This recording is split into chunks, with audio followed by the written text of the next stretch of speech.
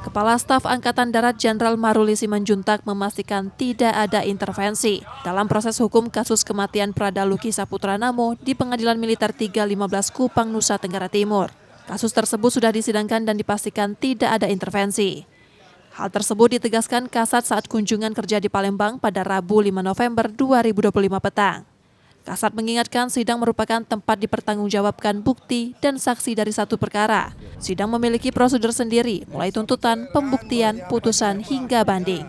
Semua pihak menurut Kasat terkait hal tersebut mengikuti prosedur yang ada. Jika ada yang tidak puas dengan tuntutan atau putusan dalam persidangan dapat banding, begitu sebaliknya.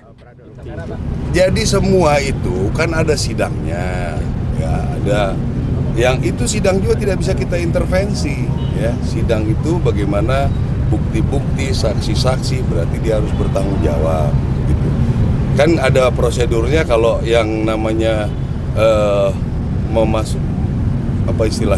menuntut, kalau dia tidak mendapatkan, tidak puas ya dia banding, itu kan ada prosedurnya. Kalau yang ini juga tidak terima terlalu berat, ya dia banding, itu memang hukum, gitu, ya. Jadi kita juga nggak mungkin bisa ini suruh intervensi begini segala macam, nggak bisa seperti itu. Ya.